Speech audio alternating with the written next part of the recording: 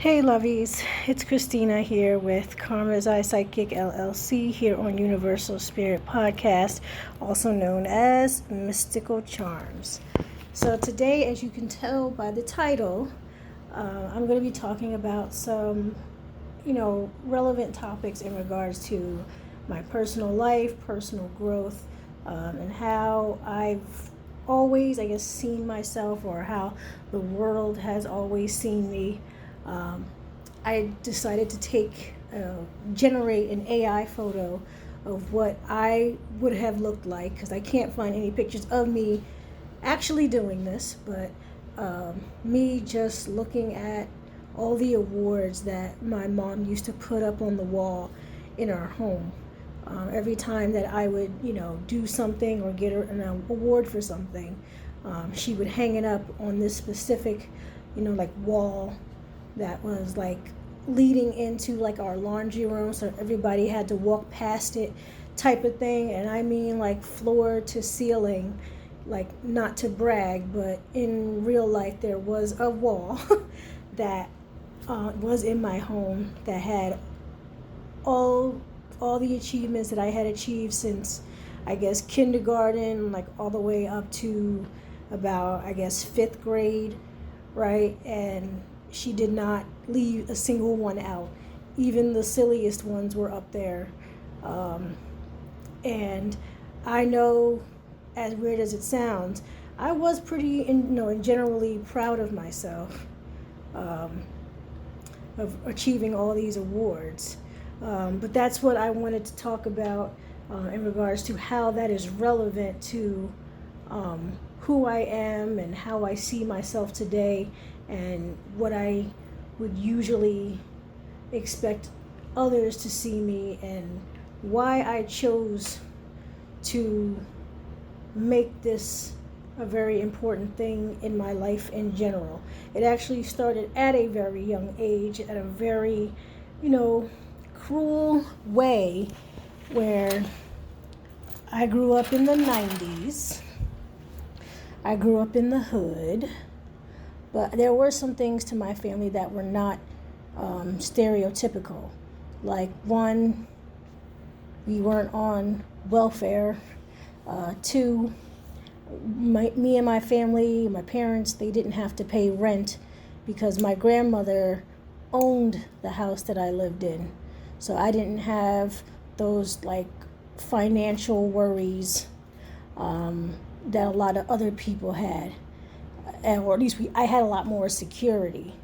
And another one was that my father and my mother happened to be married, and my dad did live in the home with me. So I was already living an alien life compared to my neighbors and classmates and everyone else in my community. Not say everyone was like that, but the majority of my community was a very alien way to live. I couldn't identify with eviction notices. I couldn't identify with, not having any food. I couldn't identify with, not knowing who my dad was or where he was. He was there every day, okay? Even sometimes to a detriment. My dad was home every day, okay? And, I just didn't have those other obstacles. However, because life and the universe believes in balance, I had to have other obstacles. And one of the obstacles that I had was that I was born to a very beautiful mother. Very physically attractive, right? Very socially attractive, had a lot of friends, and just a lot of achievements of her own. And of course, she was able to achieve, a husband and a house and, a pretty good lifestyle. Even though Camden is a progressively poor city, at the time that I was living there, I believe it had reached its peak of wealth, and then it went downhill around, I would say the 8th grade, right? Back in 2001, where it began to just go downhill. So that obstacle was that I was born to a very pretty mom, and my mom had pretty privilege, and here I was, this not so pretty little girl living with this very, very beautiful woman. And it became very obvious early in life that my mom's looks not only were very important to a lot of other people, but they were very important to her. And oftentimes she would compare me to her, other kids, and I couldn't help but do it to myself too. I was not very physically fit. I was very heavy. I did not have super long hair, but had good hair in general.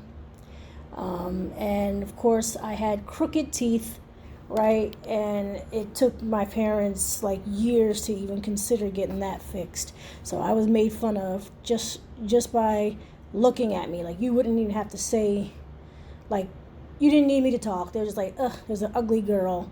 Let's just move on with our lives. So the harsh truth that I learned very early was that I was not pretty.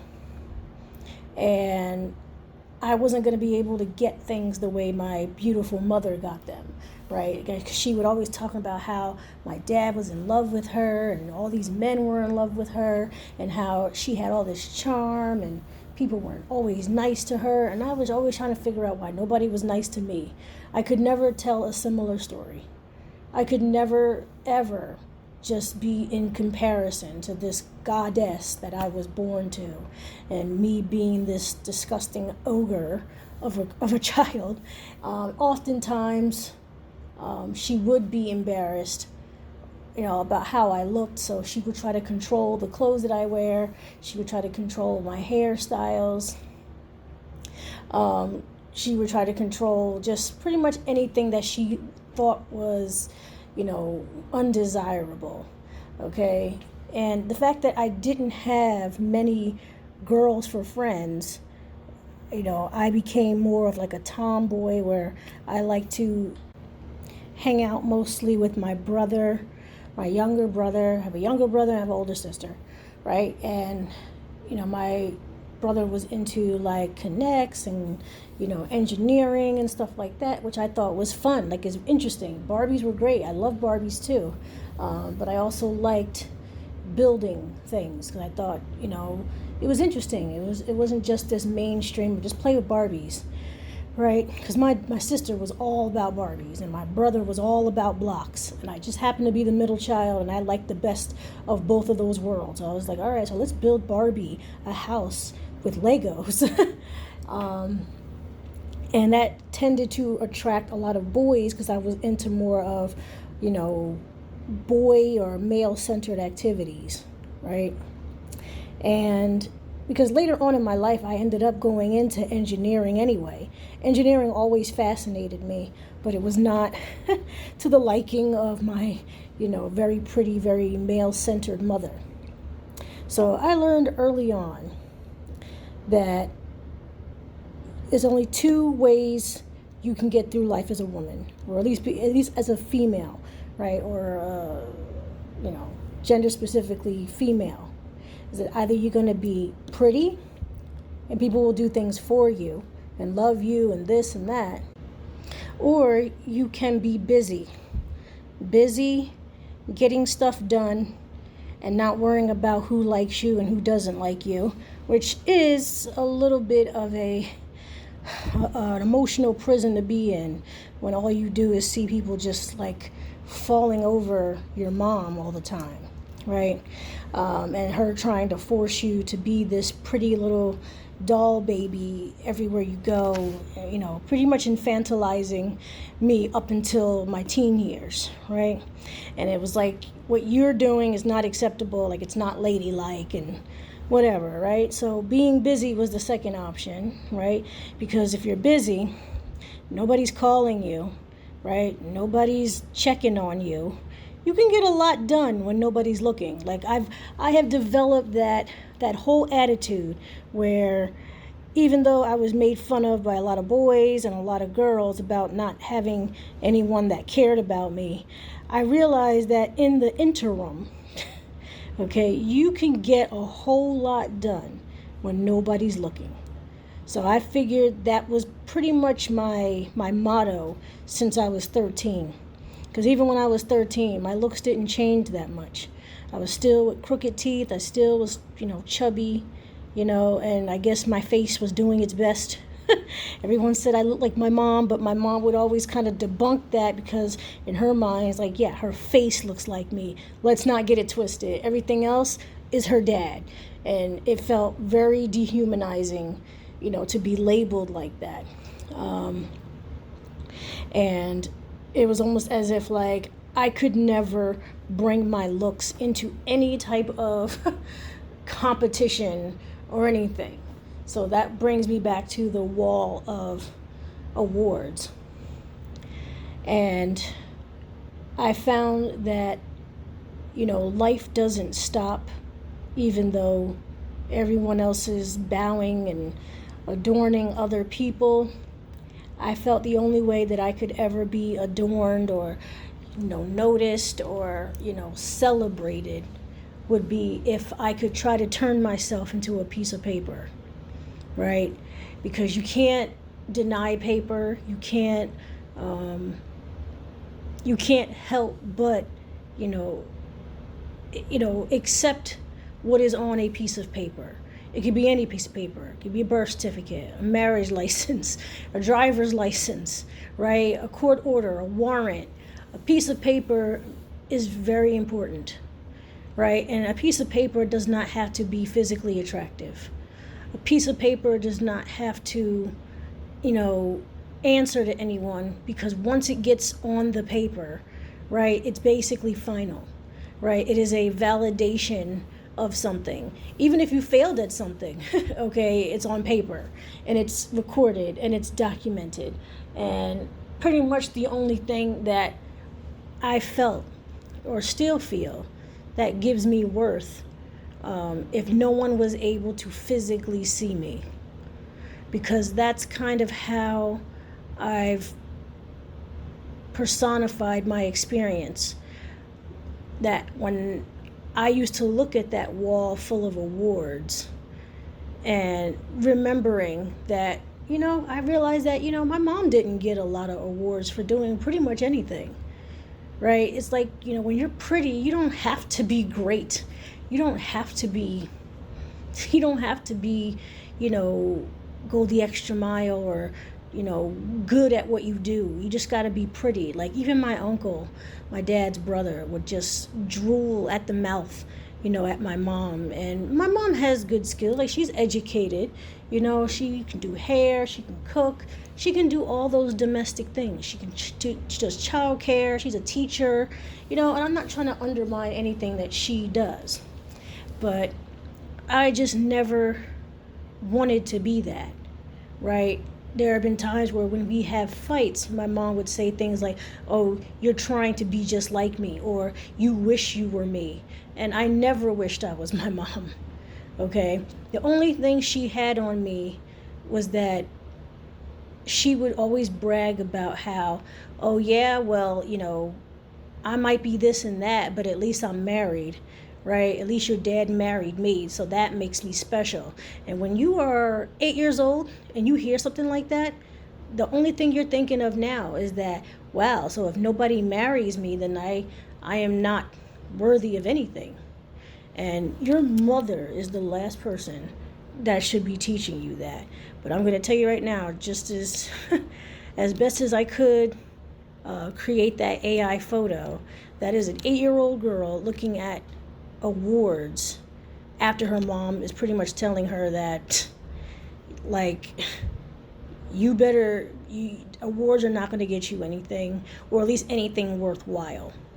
But yet for some reason I felt very validated, with that paper. But I can't help but know that there's a demon or a monster that has been created since I was 8, that if I get married, then that means I'm worth something, right? Because I see how my dad really did love my mom. He's since passed away, and I don't really know if my mom really loved my dad or not, but I know he loved her. And it always made me feel like I really wish, a man would love me the way my dad loved my mom. And I've always been trying to prove that to myself, that I'm worthy of that kind of love. But from 8 years old to, I would say, 18, very rough. I had no prospects in dating. I moved from one environment, which was a rough hood neighborhood, to a very wealthy neighborhood around high school. Then the conversation about race became a thing, which is something I was not introduced to very well, because when you grow up in the hood, you are surrounded by really just African American and Hispanic diaspora. But when I went to high school, I was surrounded by all walks of life, all races, all colors, all creeds, and all religions, to the point where this melting pot where I got lost in it very quickly. You can become very insignificant very quickly when you are surrounded by variety. But that also triggered another fire in me to be better, to be more competent than my peers, to make sure I got as much paper as possible. So it's almost as if the competition just enhanced and got stronger and stronger over time, to the point where I worked so much that I wanted to go to college on my own so badly that I ended up achieving that. And I ended up achieving other awards as well. I ended up going into theater. I ended up doing a lot of things that, I love to do. And by this point, if you're still listening, you would wonder, well, then what's the problem? You figured out what you wanted. There was always like this little thing over my head saying that just because you did all this doesn't mean anything. And honestly, that's the response I got from my mom. It's almost as if the awards that I got boring to her. In her mind, it's like, well, I know you can get awards. we all know that. And I knew that too. But I was just kind of like, well, this is the only thing that validates me, because I don't win in the competition of beauty. It's either you're pretty or you're busy. I picked busy, and busy has paid off. But then, of course, I've gotten jealous of friends who had boyfriends, husbands, and everything like that I ended up in 2 very bad relationships. And then at the end of those relationships, ended up not just getting cheated on, because that's not always the worst thing. Okay? Becoming somebody's financial cash cow can be a little bit worse than being cheated on. Because when you have a woman that has so many awards and is very competent, you become a high earner everywhere you go, regardless if your husband is a high earner or not. And then people get jealous, and then the people I was dating would compare me to other women that weren't doing as much. And it just made those awards kind of like fizzle into the ethers, and every single one I got then just started becoming extremely unfulfilling. And then it was more like, would anybody ever love me if I wasn't doing any of this? And if you've made it this far, it's because of that response that I got from my mother that it's not such a big deal anymore, to the point where it started to lose its beauty and its fire and its spark. And then I sunk deeper and deeper into, a misogynistic relationship, and then I ended up getting married, and that didn't last very long, because I got compared to other people then as well. I had my ex-husband tell me straight out loud that my looks, he said, you're not even all that. He said it in front of a bunch of women. And that is the most soul-crushing experience, or one of them, Then I had a man tell me that, oh, I only loved you for right now, but like I could never, just look at you, right? And then a situation where race was involved, where a man straight up told me, he said, well, I dated you, you're black, and I get that, but in my family we date black, we don't marry them, like we were like some alien species. So I was like, oh, okay. But of course I was not told any of this, I was not prepared for any of this, because I don't know why. I just never had anyone to look up to for relationship advice. And I know this is not like my regular content, but this definitely is going to make a lot of sense as to why I took so long to talk about this. Because I am a human, other than what my profession is, other than what, being a psychic and a spiritual practitioner. I'm still a human who has an experience, and these experiences have shaped a lot of the things that I do, and will explain why I do the things the way that I do. Because as a spiritual practitioner, I'm in a field where people are always asking, or women are always asking, about their boyfriends and their husbands. Are they cheating on me? Are you this? Are you that? And that's their biggest concern, right? And they have the right for that to be their biggest concern. And in fact, if you have gratitude, good on you if that's your biggest concern, right? Your life must be going pretty well, right? But I've gotten to a point where I have moved past that type of needing, okay? And don't come at me with the whole, oh, good for you type stuff. I always want to help, but I can't help but notice that even the people that come to me for help, or people who finally come to me for help, on the outside, they kind of judge me, and they're kind of like, how can you help me with relationships when you're divorced and you're a single mom and you don't look like you have anybody lining up down the block for you? Because the people that come to me for stuff, they're devastatingly beautiful women, right? And I would always think, like, why would a man cheat on you? You're beautiful. I thought that's all you had to be. And I know that sounds so silly because I'm 38 years old, okay? But that sounds like that's literally the little, song that plays in the back of my head. I was like, pretty women don't have problems, okay? It's people like me who have problems, right? Because I'm kind of like not so feminine, and I have all these masculine jobs to do. I'm the CEO of my company, right? And I used to wonder, like, maybe that wasn't for me. Maybe it is my purpose to eventually turn myself into a piece of paper and just be that, and that's how I communicate, and that's how I can validate myself. Because every spiritual practitioner, or anyone who identifies as a witch, right, especially if you're an author, everything you write in a book, right, is just you expressing yourself through paper, through pages, right?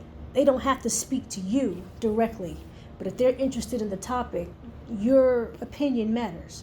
They go to that bookstore and they press confirm purchase, right? They have now validated that she might have something to say that could help me, regardless of what she could look like. I want to know what's in her brain. And unfortunately, it's just not like that in the world of dating and romance and all that stuff like that. But it's the only comfort that a lot of women like me get. Also, if you're a spiritual practitioner and you identify as a witch, we all have a book of spells or a book of shadows that will be left after we're long gone and passed away, which you don't have to look like anything, right? It's the words on the paper that are going to be valid enough.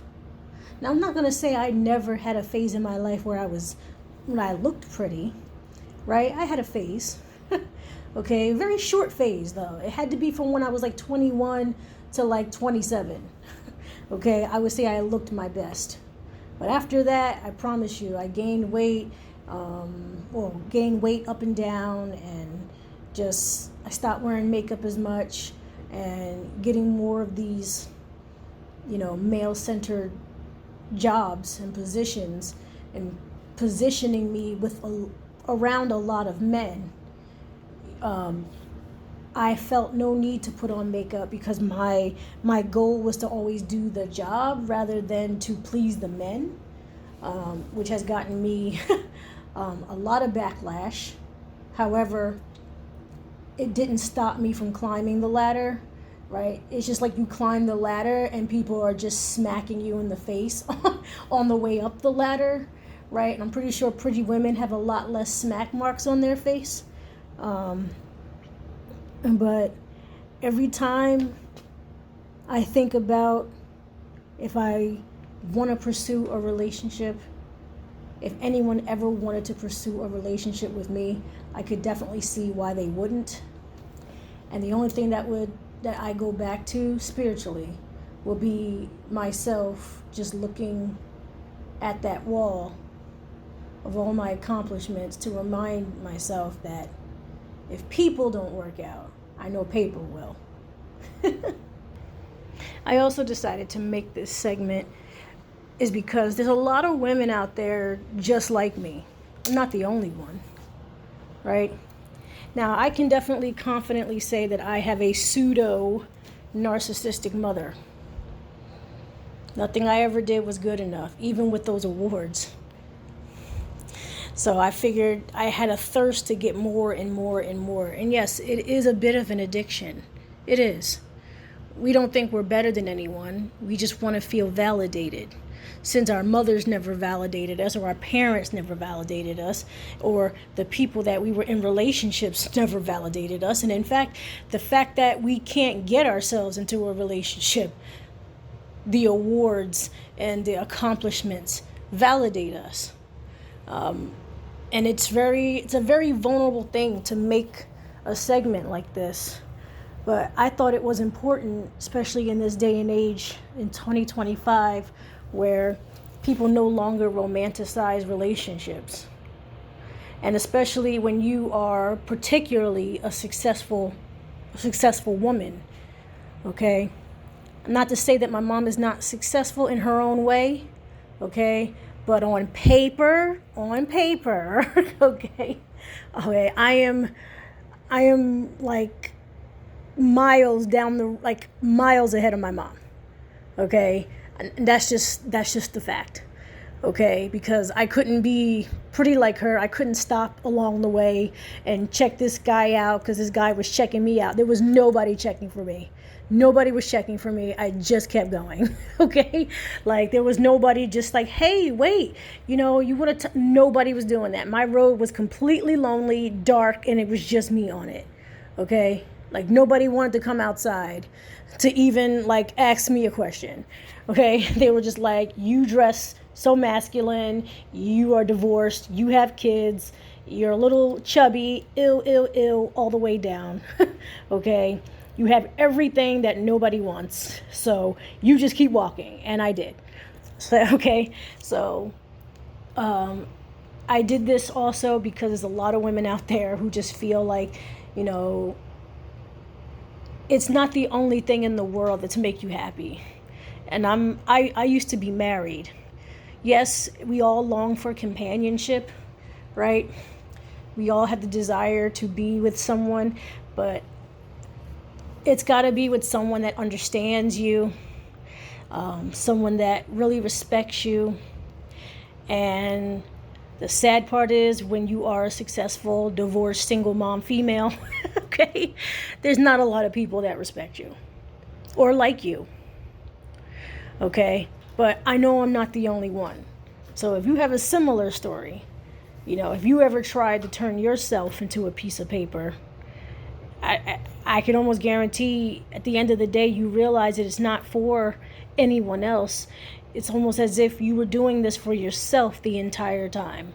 And it is a very liberating feeling to know that the very thing that kept you out of all the drama, right, kept you out of all the stereotypes, right, is something that you're good at now, something that I think I'm good at.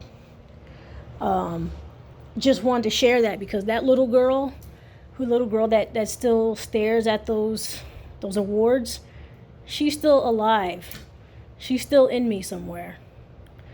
I see her every time I feel like I can't do anything right, socially wise, right?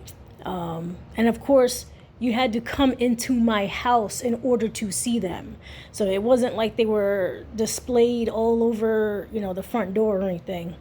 Like, you had to know who I was, know where I lived, and wanted to be there enough to even be in the house and close enough to me to even see. Otherwise, you would have never known that existed. The irony of it is because you got to go through that to get to know me. With others, you don't even have to go that far. Everything is just surface. And yes, sometimes I have dressed up the surface very well. And then when people find out there's something deeper, yes, they are interested in general. But it's more like a tour rather than anything, right? You come in, you get to see it, then you leave, right? You still enjoy the surface of it all, but the truth is it's more like a tour. You come through and then you leave.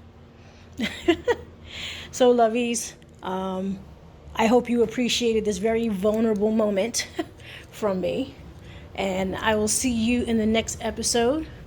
And don't forget to take care. Bye.